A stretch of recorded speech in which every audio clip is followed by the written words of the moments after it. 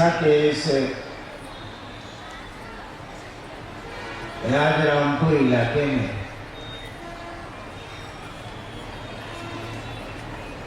इस फुटबॉल मैदान में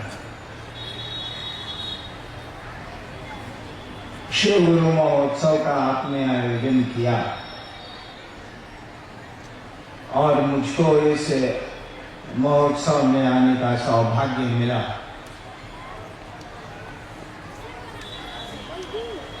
सुंदरगढ़ जिले में वीरमित्रापुर में एक बार और आया हूं। इस इलाके में पहली बार आया।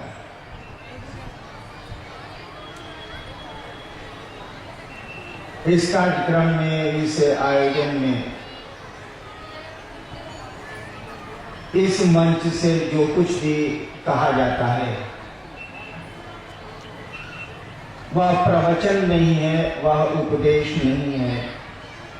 इस मंच पर कोई गुरु नहीं है।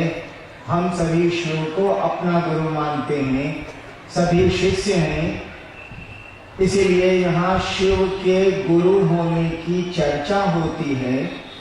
हम लोगों के किसी कार्यक्रम में भी शिव के गुरु होने की बात होती है, चर्चा होती है। यही सुनाया और समझाया जाता है।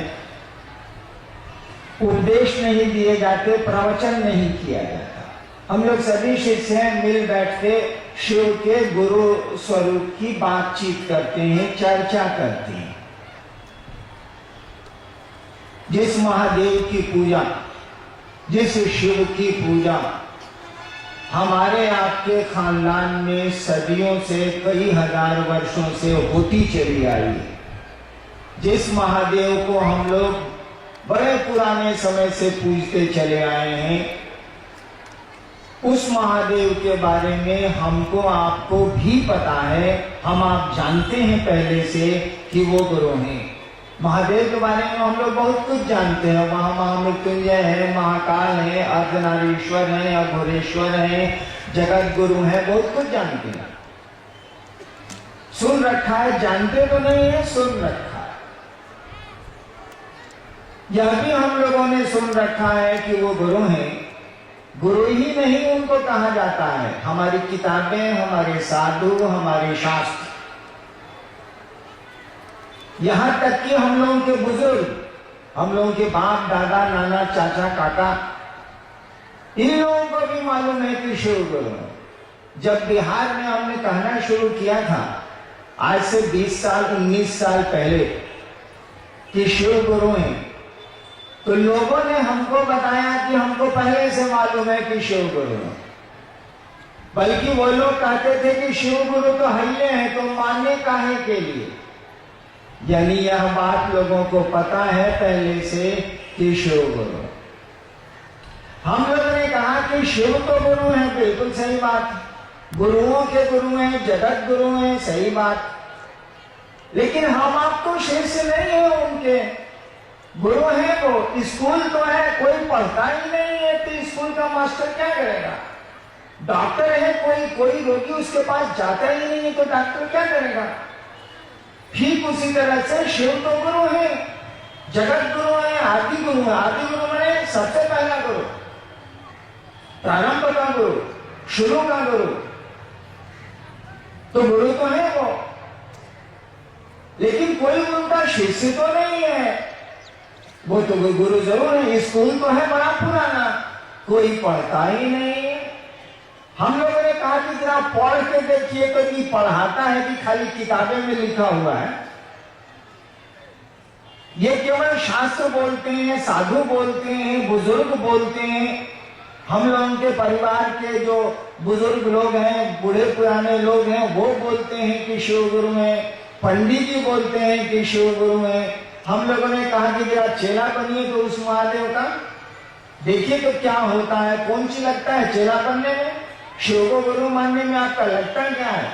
खाली सोचना है कि महादेव मेरे गुरु हैं, भगवान है, ये तो सोचते ही सोचते हैं, पूजा करते ही करते हैं। एक रिश्ता और जोड़ दीजिए, एक रिश्ता और बढ़ा लीजिए, वो गुरु तो है। केवल यह सोचना शुरू किया जाए कि हे महादेव आप मेरे गुरु हैं, सोचना तो थिंक ओवर।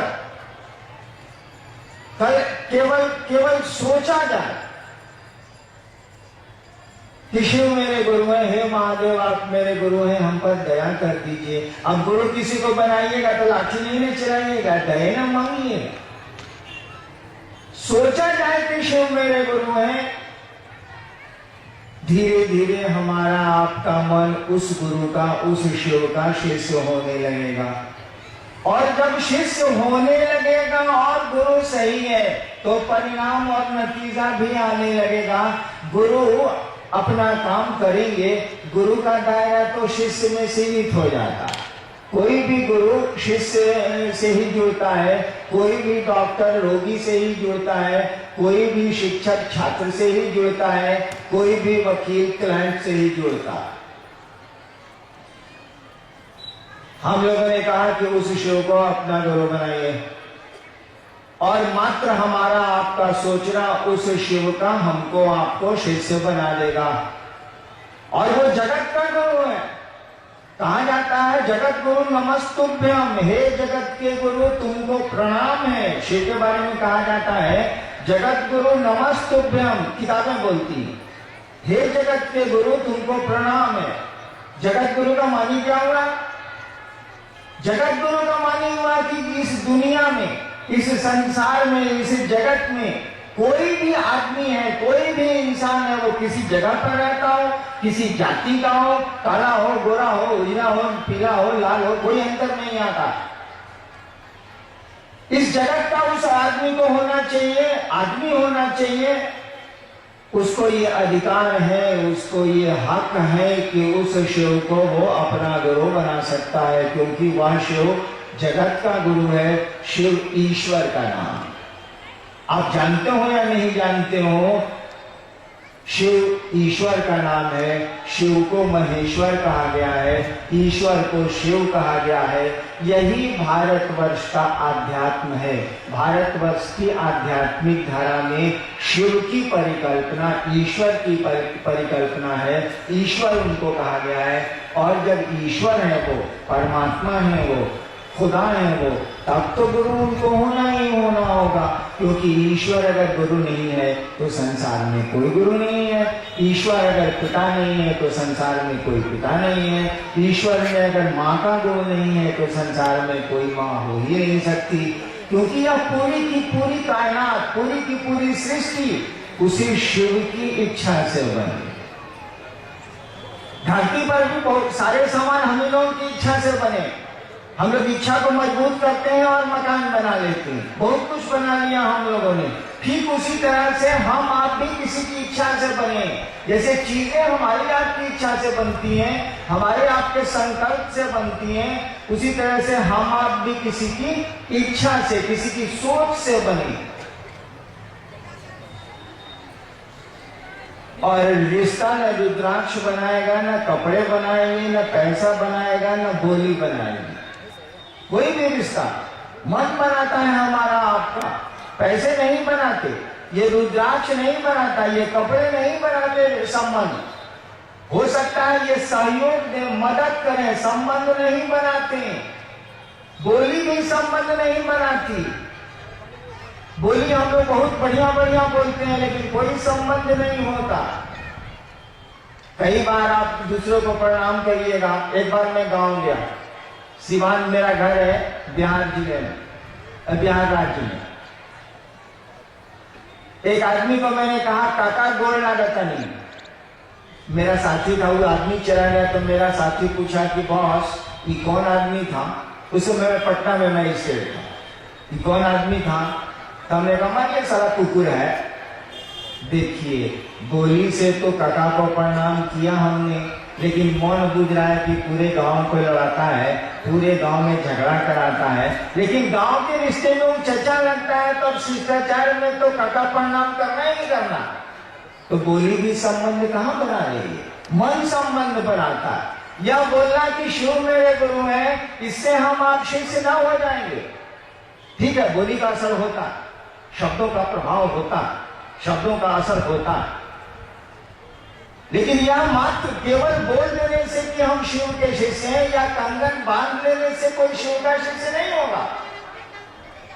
जब तक आपका मन उस महादेव को अपना गुरु नहीं बनाएगा, अपना गुरु नहीं समझेगा, तब तक महादेव हमारे आपके गुरु नहीं होंगे। और जब अपना गुरु समझ लेगा, हम लोगों ने कहा ना कि शिव को अपना गुरु बनाए आप, गुरु तो है ही वो, अपना गुरु बनाए आप, अपना शिक्षक बनाए किसी को, अपना चिकित्सक बनाए किसी को, तब लाभ होगा ना। हम लोगों ने कहा कि उस शिव को अपना गुरु बनाइए।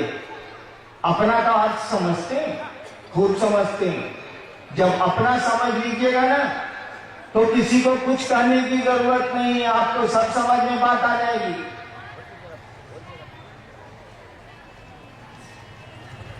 आप अपने चप्पल को पहचानते हैं कि नहीं पहचानते हैं? चप्पल का बोलता है कुछ? कितना लोग यहाँ बैठा हुआ है जो होशियार होगा चप्पले पर बैठा होगा। हम लोग लड़का थे, अपन भाषण वाषण सुनने जाते थे गांधी मैदान पटना वटना में, तो अपना चप्पल के नीचे रख के बैठ जाते थे कि सारे अब चोरावत तू कहां से चुराई। लेकिन कुछ लोग होंगे जो बड़ा भक्ति भाव से आए होंगे कि महादेव की चर्चा है, चप्पल को उधरे खोल के आओ यार। वो जब जाएगा उठ के वो आदमी, भीड़ जब निकलेगी तो अपना चप्पल पहचान लेगा। दूसरा हवाई चप्पल रहेगा उसमें भी अपना चप्पल पहचान लेगा। ये हमारा चलो हटो हटो हटो, इसका वो टुकड़ा कहाँ गया? वो हमारे वहां देखो खोज लेगा। वो काहे खोज लिया? इसीलिए कि वो समझता है कि मेरी चप्पल नहीं है। पैसा बोलता है कि पॉकेट में कितना है, लेकिन हमको आपको पता रहता है कि पॉकेट में कितना पैसा है। कुर्ता बोलता है कि आपका कुर्ता है हम, पैंट बोलता है, शर्ट बोलता है कि आपका है हम, लेकिन भाई साहब हम ही हैं, उठा लीजिए, नहीं बोलता है। आप उसको अपना समझते हैं इसीलिए ढूंढ लेते हैं, अपना समझ लेते हैं इसीलिए पूरी की पूरी पहचान उसकी आपके दिमाग में बनी हुई है। उस शिव को भी जब अपना समझ लीजिएगा ना तो किसी को कुछ कहने की जरूरत नहीं है, शिव को बढ़िया से पहचान लीजिएगा। लेकिन उस शिव को अपना समझिएगा कैसे? हमारा आपका मन तो धरती को अपना समझता है, अपनी चीजों को अपना समझता है, अपनों को अपना समझता है। वो शिव को अपना कैसे समझेगा? वो तो शिव के पास हम लोग अपने लिए जाते हैं, अपनों के लिए जाते हैं। महादेव के पास गए, प्रणाम किया, जल ढारा। बंगाल में तो उसकी भी जरूरत नहीं है, गाल बजा लिया, काम हो गया। अब महादेव से कहा कि सरकार ये दिक्कत है, ये दिक्कत है, ये दिक्कत है, ये दिक्कत है, थोड़ी आप कृपा कर दीजिए, थोड़ी ध्यान कर दीजिए। देखिए महादेव के लिए महादेव के पास हम लोग कहाँ जाते हैं? हम लोग तो जगत के लिए शिव के पास जाते हैं। और यही कारण है कि आप जब नमः शिवाय करते हैं, पूजा करते हैं नमः शिवाय, तो शिव को प्रणाम होता नहीं। वो तो शिव को इसलिए प्रणाम हम लोग करते हैं कि दुनिया चाहिए। इसमें हम लोग की कोई गलती नहीं है, हम लोग का कोई दोष नहीं है। रावण भी गया था त्रिलोक की शक्ति मांगने, अर्जुन भी गए थे पशुपतास्त्र मांगने, बृहस्पति भी गए थे वाचस्पति की उपाधि मांगने, शुक्राचार्य भी गए थे संजीवनी विद्या लेने, भगवान विष्णु भी गए थे चक्र सुदर्शन लेने। जब वही लोग गए थे तो हम लोग कहते हैं तो कौन खराब बात है भाई, हमें जेबे करेंगे, हम लोग जरूरत है तो। लेकिन सामान से काम नहीं चलता है, शक्ति से काम नहीं चलता है। उसके लिए ज्ञान भी चाहिए, उसके लिए समझ भी चाहिए। मेरे सामने माइक्रोफोन लगा हुआ है ना, आप तक आवाज मेरी जा रही है ना? अभी एम्पलीफायर वाले मिस्त्री चले या उधर कोई गड़बड़ी हो जाए, अगर हमको आपको इसका ज्ञान नहीं है कि चालू कैसे होता है, तो समूचा प्रोग्राम भंडोल हो जाएगा। सुनिए नहीं सकता कोई, इतना आदमी कैसे सुनेगा बिना माइक्रोफोन के, बिना एम्पलीफायर के? देखिए शक्ति इसमें है, लेकिन शक्ति को संचालित करने वाला उसके पास ज्ञान है, बैठा हुआ है एम्पलीफायर के पास। शक्ति इसमें है, लेकिन शक्ति ये संचालित कैसे होगी, चलेगी कैसे, ये काम कैसे करेगी, इसकी समझ रखने वाला जो है ना, वो एम्पलीफायर के पास बैठा हुआ है, उसको ज्ञान है। हमारे पास ज्ञान नहीं है, हम इसका उपयोग नहीं कर सकेंगे। ठीक उसी तरह से सामान से काम नहीं चलेगा, संपत्ति से काम नहीं चलेगा, शक्ति से काम नहीं चलेगा। इन चीजों को चलाने की समझ भी चाहिए। समझ में ज्ञान, गुरु ज्ञान देते हैं, सुना है ना, गुरु से ज्ञान मिलता है। ज्ञान असमझ एक ही चीज है। हम लोगों ने कहा कहा कि आप महादेव से मांगने तो जाते ही जाते हैं, जाएंगे ही आप, हमारे आपके साथ लाचारी है, हम लोग क्या करेंगे, सुना है कि आशुतोष है, तुरंत दे देते हैं तभी तो भीड़ है। हम लोगों ने कहा कि दानी महादेव से तो आप लेने जाते हैं, अरे ज्ञानी महादेव भी वो है भैया, जो दानी महादेव है वो ज्ञानी भी है, तो ज्ञान का ही नहीं लेते हैं, बिना ज्ञान के कुछ चलेगा, कुछ नहीं चलेगा। हाँ, याद करिए तो देखिए वो पीछे बैलून बिक रहा, अगर मैं 5 साल का होता, अब बाबूजी कहते कि चलो चलो मंच पर चलो, चर्चा होता महादेव के, हम कहती कि बाबूजी पहले हमरा कहूँ बैलूनवा किन दी तो अब चल, क्यों? बच्चा तो समझेगा, बच्चों को क्या मतलब, कोई चर्चा हो रही कि क्या हो रहा, लाल बैलून चाहिए, क्या लाल रुई वाली मिठाई बिक रही थी, मैं बचपन में बहुत खाता, रुई वाली मिठाई अभी देखा थोड़ी देर पहले बिक रही थी बांस में, तो बच्चा तो उसी के पास जाएगा, उसको उतनी ही समझ है। एक बार मैं दार्जिलिंग गया, बाबूजी पूर्णिया में अफसर थे मेरे, मैं बहुत छोटा था, दार्जिलिंग में वो सीटी बिक रही थी, सीटी नहीं होती है, सीटी बजाने में स्काउट्स में जो होती, दुकानदार से हमने सीटी ले ली, दुकानदार बोला 1 रुपया दाम। सोचिए 1953-54 में 1 रुपए की क्या कीमत होगी। उस समय मेरे पिताजी मजिस्ट्रेट थे और उनकी तनख्वाह थी 125 रुपए, मैं मजिस्ट्रेट हुआ तो मेरी तनख्वाह थी 500 रुपए। बाबूजी जब मेरे मजिस्ट्रेट हुए थे 1952 में, तब तनख्वाह थी 125 रुपए, और सीटी जो दार्जिलिंग में बेच रहा था दुकान वाला, बोला 1 रुपया में, 1 रुपया में तो उस समय 1 मन चावल मिलता था। बाबूजी ने कहा नहीं खरीदेंगे, हम कहा कि कैसे नहीं खरीदिएगा, यूं हम देखिए लेते हैं। 3 दिन तक जे छरियाए कि सीटी किना गया, रास्ता भर ट्रेन में दार्जिलिंग से पूर्णिया तक, कटिहार तक सीटी बजाते आए, फुर फुर फुर सीटी बजाते आए। देखिए उसके लिए हम 3 दिन तक झगड़ा किया और सीटी किनवाई लिया 1 रुपए की। अब आप हमको 10 को सीटी ला के दीजिए तो कि सर आप देवघर से आए हैं, महादेव की चर्चा करने आए हैं, आपको सौगात के रूप में हम लोग 10 को सीटी लेके आए हैं, हम कहेंगे खोस लीजिए, फुरफुराते रहिएगा, हम क्या करेंगे सीटी। देखिए ज्ञान, देखिए बुद्धि। आपका 2 बच्चा है, प्लास्टिक की गाड़ी के लिए आपस में लड़ा जाएगा, जब आप ही खरीद के दिया 2 रंग की प्लास्टिक की गाड़ी खरीद दीजिए अपने 2 बच्चों को, दोनों मार कर लेगा अगर एक दूसरे को छू दिया प्लास्टिक की गाड़ी को। आज जबकि जानता है कि माई खरीद के दे दिया, चाहे बाबूजी खरीद के दिए हुए, उसकी समझ ही उतनी है। धीरे धीरे जब उसको शैक्षणिक ज्ञान मिलता है, धीरे धीरे जब उसको समझ हो गए, समाज से मिलती है, शिक्षकों से मिलती है, तब वो समझता है कि सीटी से जिंदगी नहीं चलती, बैलून से जिंदगी नहीं चलती, प्लास्टिक के खिलौनों से जिंदगी के दिन नहीं गुजरते हैं। ठीक उसी तरह से जब गुरु ज्ञान देंगे आपको, तब आपको समझ में आएगा कि आप महादेव से क्या मांगने जा रहे हैं, क्या चीज ले रहे हैं आप। बिना समझ के तो आप मांग भी नहीं सकते हैं। सोचिए तो जरा, जो टीवी नहीं देखा वो टीवी मांगेगा कैसे, जो टीवी देखा ही नहीं टीवी मांगेगा कैसे। जो लड़का टीवी देखबे नहीं किया वो अपने होने वाले ससुर से कहेगा कि हमको भैया हमें टीवी दीजिए, साला देखबे नहीं किया तो मांगे कहां से, ज्ञान ही नहीं है, उसको समझ ही नहीं है। गुरु ज्ञान देते हैं। हम लोगों ने कहा कि जो आपका बाबा है, कहा जाता है कि चंदा मामा सबके मामा, शिव घर घर के बाबा। बिहार में तो और झारखंड में तो ये कहावत है कि चंदा मामा सबके मामा, शिव घर घर के बाबा।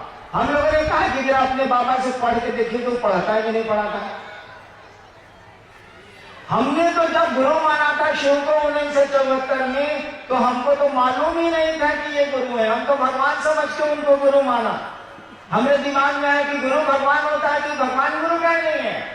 और भगवान हमने शिव के बारे में सुना था, अपने घर सुना था, समझा नहीं था, सुना था कि शिव को कहते हैं, मैंने शिव को गुरु मान लिया। हमको तो मालूम भी नहीं थी बात। आज तो कोई आपको बताने वाला है कि शिव गुरु है, किताबों में लिखा है, शास्त्रों में लिखा है, आप उसको अपना गुरु बना के देखिए। सोचिए कि शिव आपके गुरु है, कुछ करने उठने की जरूरत नहीं है, सोचिए आप केवल। हम लोगों ने कहा कि इस सोच को अगर भुलाइए नहीं, भुला जाइएगा तब तो मामला गड़बड़ हो जाएगा। रिश्ता भुला जाइएगा तब तो रिश्ता नहीं चले। यादें अगर सो जाएंगी ना तो रिश्ते भी सो जाते हैं। स्मरण अगर खत्म हो जाएगा ना तो संबंध भी खत्म हो जाएगा। इसीलिए कबीर कहते हैं सुरती के डोरिया गगन में चला के। सुरती मने स्मृति, सुरती मने याद। यह याद के शिव मेरे गुरु हैं, अगर आपके मन में कायम रह गई, ठहर गई, शिव आपके गुरु हो जाए और नतीजा आपको मिलने लगेगा। अभी मेरी तरह छिछियाए चलिएगा, लोगों को कहते चलिएगा ये महादेव के गुरु माने ना, महादेव का क्या कल्याण होगा, हमारा तुम्हारा कल्याण हो जाएगा। यार अकल तो आ जाएगी, समझ तो आ जाएगी, शिव गुरु है तो दया करेंगे ना। तुम शिष्य बनो। कुछ जिज्ञासा भी आई है तो हम लोग करते हैं उसको। आइए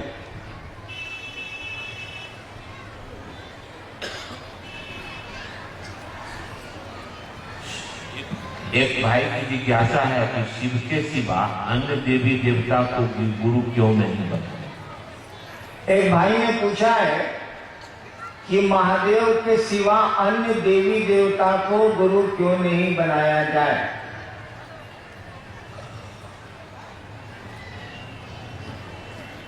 आप अन्य देवी देवता का जो कृत्य है, जो चरित्र आया है किताबों में या कहानियों में, उसको पढ़ के देखिए। वो लोग गुरु का काम करेगा तब ना उसके यहाँ आप पढ़ने जाइएगा, नहीं करेगा तो कैसे पढ़ने जाइएगा।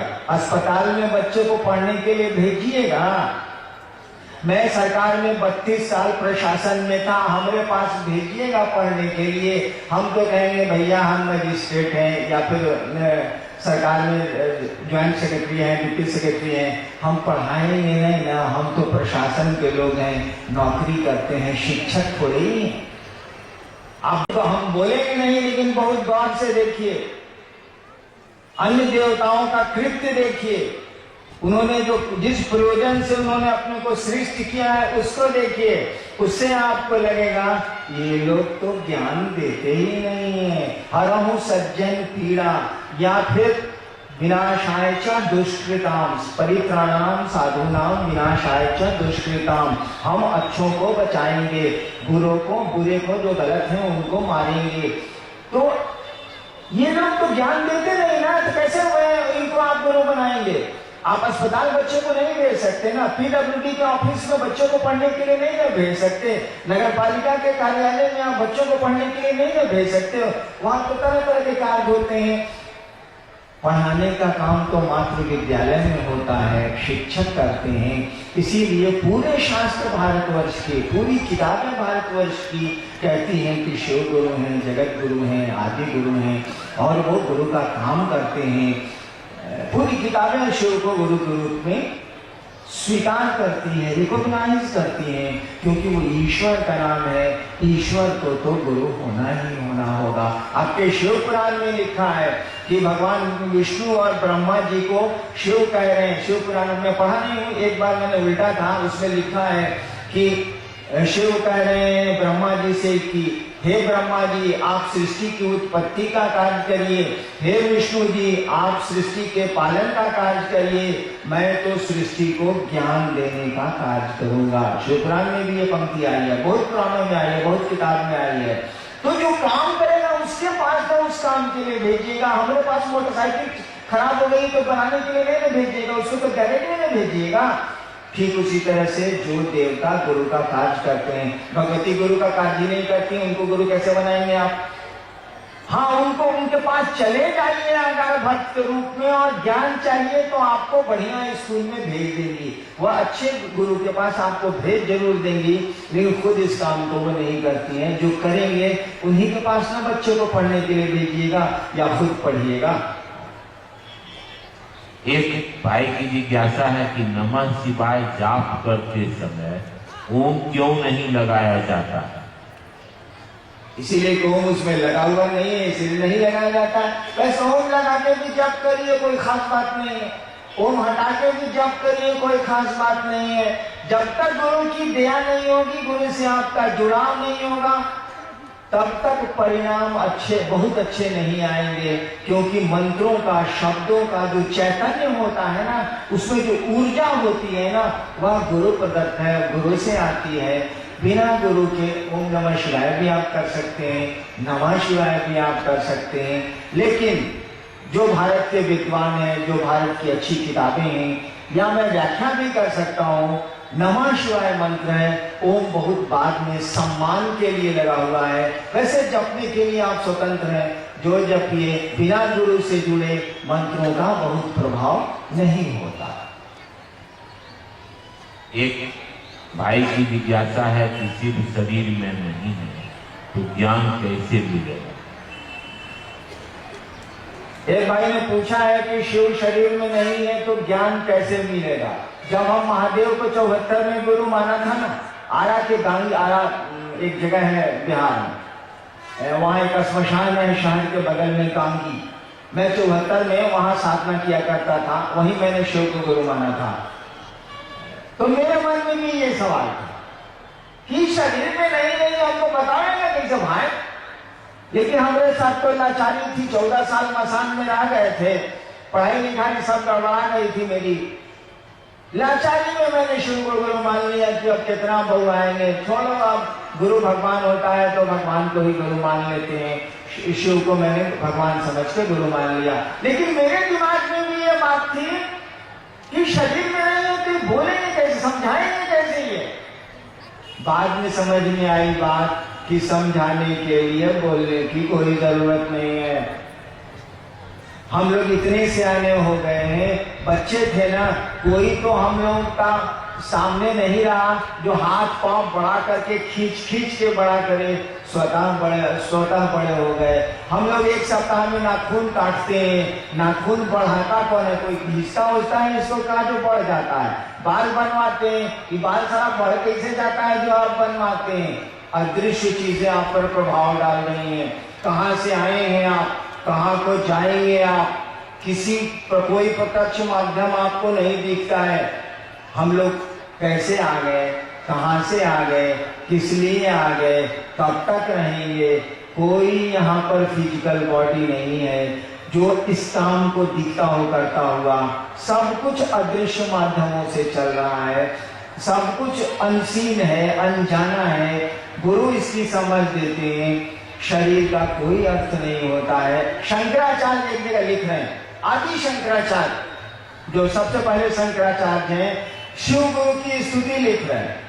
लास्ट में उनकी संस्कृत में जो लिखा है श्लोक, उसमें उन्होंने लिखा है इस बात को कि वट तरु मूले, एक वट का वृक्ष है बहुत बड़ा, उसके जड़ के नीचे, वट तरु मूले, वट वृक्ष के जड़ के पास एक युवा साधु बैठा हुआ है, युवा गुरु बैठा हुआ, एक नौजवान गुरु बैठा हुआ है एक वट वृक्ष के नीचे।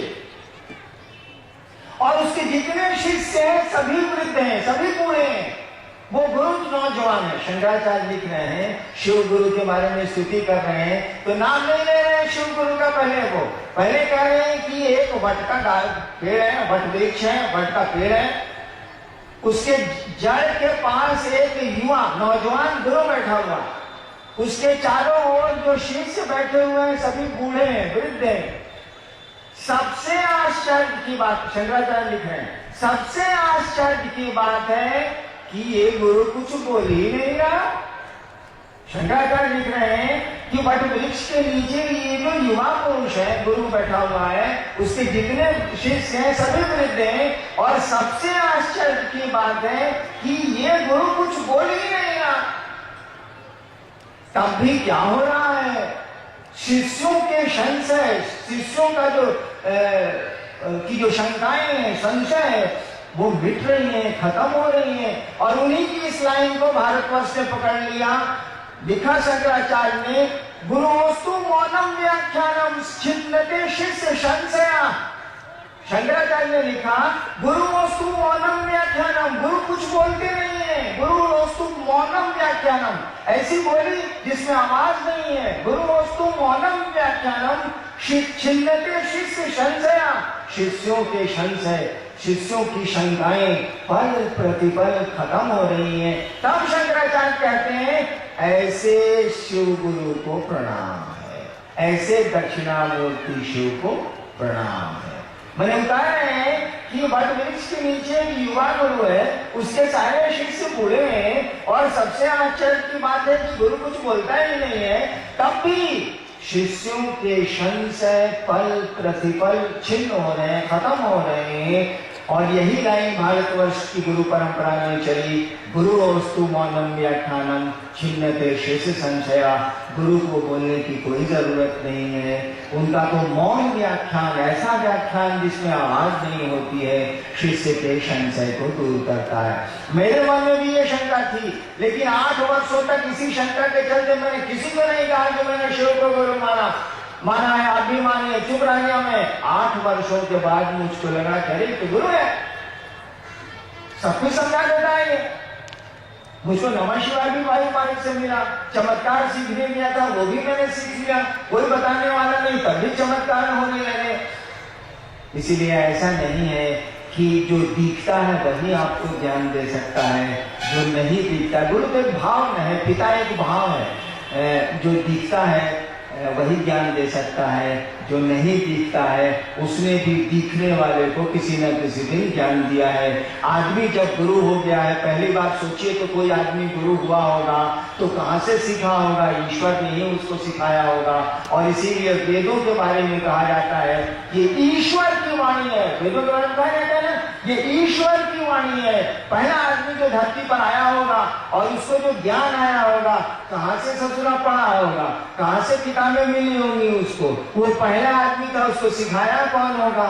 अरे ईश्वर ही सबको सिखाता है, परमात्मा ही सबको सिखाता है, वही हमको आपको इस धरती पर ले आया है, और उसी की इच्छा से हम आप धीरे धीरे इस धरती से जाते भी हैं, वापस भी हो जाते हैं। हमारा आपका यहाँ घर थोड़ी ही है, हम लोग तो घूमने आए हैं, यात्रा पर आए हैं, आज है कल नहीं रहेंगे, कल है परसों नहीं रहेंगे। हमारी आपकी यात्रा का कौन ठिकाना?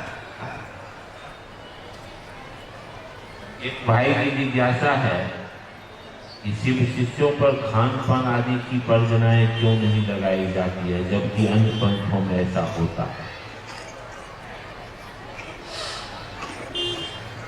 एक भाई ने पूछा है कि शिव शिष्यों पर खान पान की वर्जना क्यों नहीं लगाई जाती है, माने हुआ कि मत खाइए, मत खाइए, खाइए, मत करिए।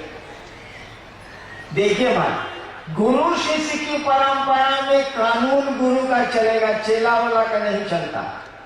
किसी को गुरु बनाइएगा तो नियम कानून उसका चलेगा कि हमारा आपका चले, नहीं चले। हम लोगों ने शिव को गुरु बनाया तो कानून उनका चलेगा, हमारा आपका थोड़े चले।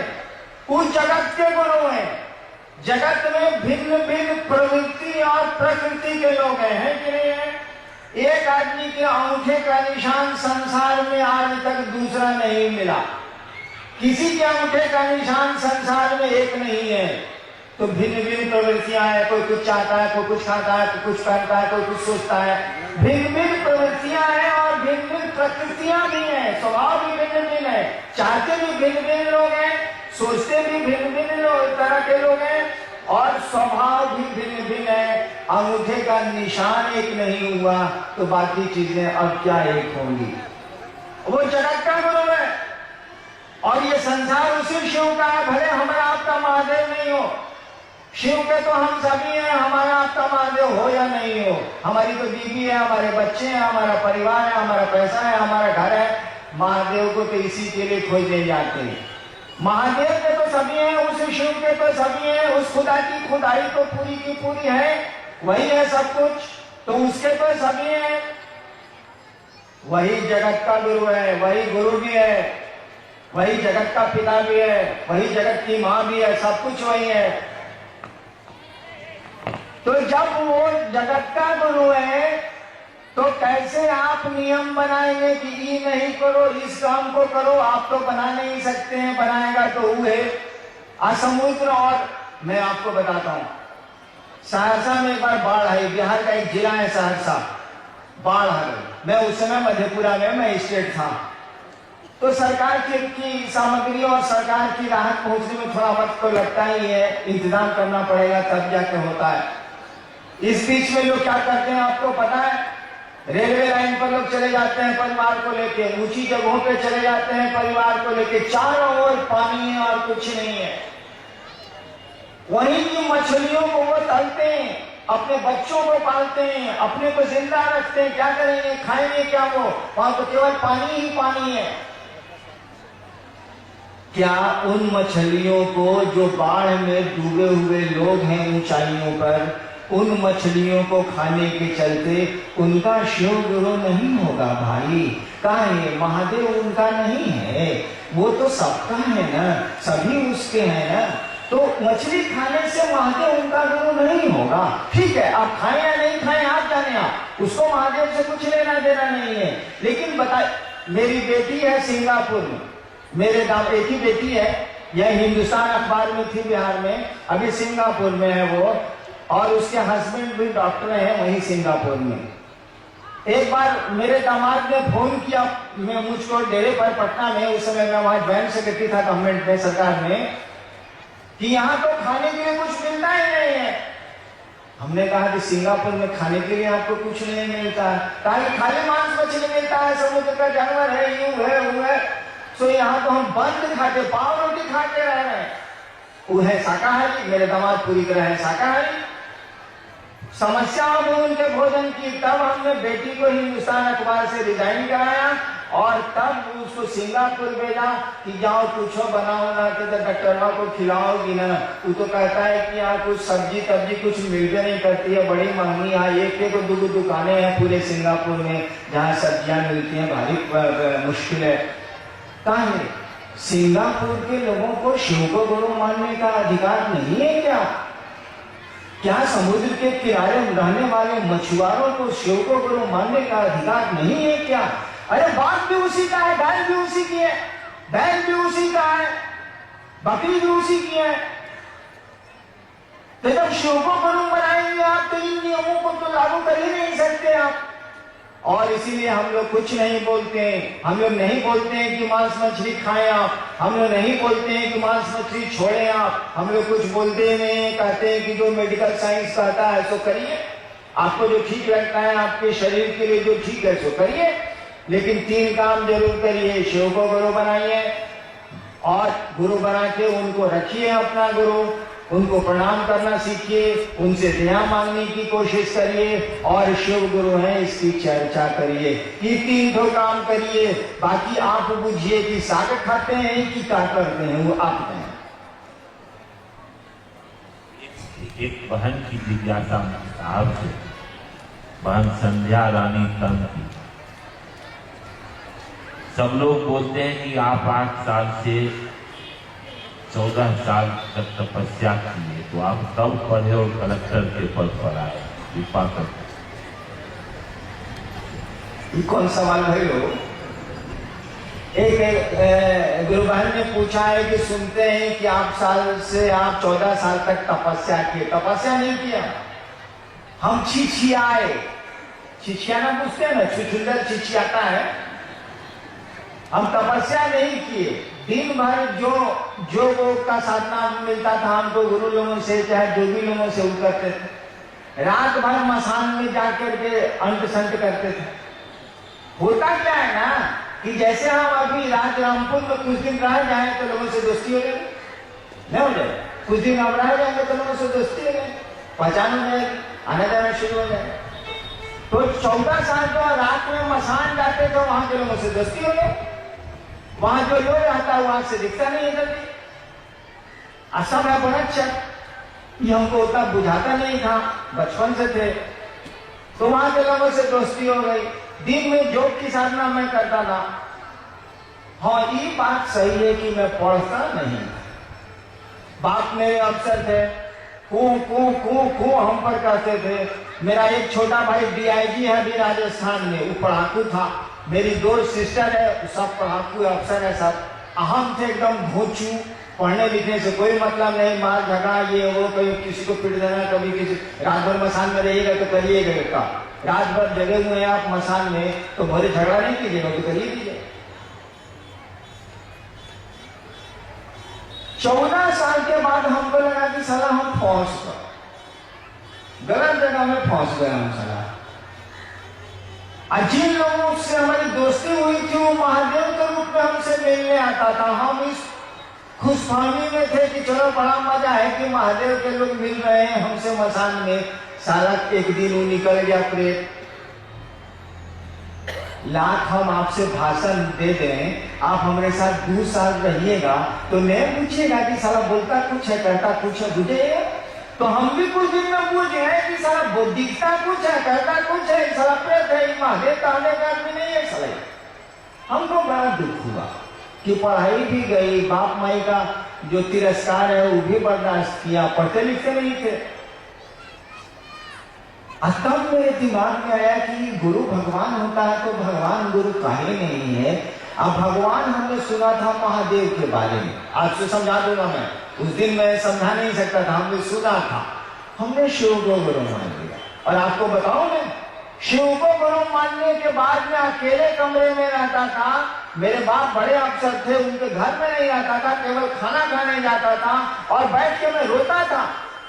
मैं रोया करता था कि साला कहां फंस गए हम, कौन फेरा में पड़ गए हम। सारा बाप मैं वैसे था। आज तक हमारा संबंध ठीक नहीं हुआ। मेरे पिता से चले भी गए दुनिया से, वो मां भी चली गई। बाप वैसे वैसे है, सगे संबंधी से। अभी मेरा संबंधी सब हमको पूछता है कि सारा ये अब कहाँ बोलेगा, इतना करोड़ आदमी मेरे साथ है, बोलता तो कुछ नहीं है लेकिन मोने मन पूछता है कि टोटल सारा फकाइत है हरिंद्रानंद, जितना मेरा संबंधी है सब। बचपन में देखा है किसी को तड़िया दिया, किसी को कुछ कर दिया, किसी को कुछ कर दिया, रात भर मसान में बैठूंगा। मैं रोता था बैठ के शिव को गुरु मानने के बाद कि कहां मैं फंस गया। और इसीलिए किसी से नहीं बोलता था मैं कि मैंने शिव को गुरु माना, मैं चुप रहता था। लेकिन क्या कहिएगा, आपको विश्वास हो या नहीं हो, वो तो गुरु है। और मेरा रोना काकर हो गया उस शिव को गुरु मान के। नमः शिवाय मंत्र मिला और उसी साल बिहार कमीशन में बैठा। उसके पहले मैं आईपीएस में आया। तो मैं अभी तो थोड़ा हेल्थ मेरा ठीक है। पहले लोग कहता रहता है कि तेज हवा चलेगी ना तो हरिंदर जी को पकड़ो उधिया आ जाएंगे, वही दुबले पतले थे। आईपीएस में मैं आया तो हेल्थ ग्राउंड पर मैं मुझको मेडिकल से रिजेक्ट किया गया। दूसरे साल में डिप्टी कलेक्टर हो गया। अब कैसे हो गया ये भैया, कोई बहुत खूबसूरत है उसमें उसका काम मेरी कैसे बता दीजिए। कोई बहुत देखने में अच्छा नहीं है उसमें उसका क्या दोष है बता दीजिए। कोई ठिंगना है उसमें उसका क्या कसूर है बता दीजिए। कोई बहुत लंबा चौड़ा खूब हेल्दी हो गया है उसमें उसका क्या मेरिट है सो बता दीजिए। अरे देने वाले ने दिया है, जो दिया सो ठीक है, जो मिल गया उसी को मुकद्दर समझ लिया। तो पढ़ने लिखने में तो मैं भोचू था, लेकिन अब क्या करिएगा। उस जमाने में तो चोरी भी नहीं होती थी। आईपीएस में आया, दूसरे साल डिप्टी कलेक्टर हो गया, पूरी नौकरी प्रशासन में रहा मैं। लेकिन इससे होता जाता क्या है, अगर शिव हमारे आपके गुरु नहीं हुए, जिंदगी के कुछ वक्त हम लोगों ने शिव को नहीं दिए, तो फिर इस जीने का क्या अर्थ है। आएंगे दुनिया में, जाएंगे यहाँ से, यहाँ हमारा आपका कुछ थोड़ी ही है, रहेगा नहीं। खाली हाथ पैदा हुए थे ना, याद रखिएगा हमको आपको खाली हाथ ही जाना है, कुछ नहीं जाएगा यहाँ से।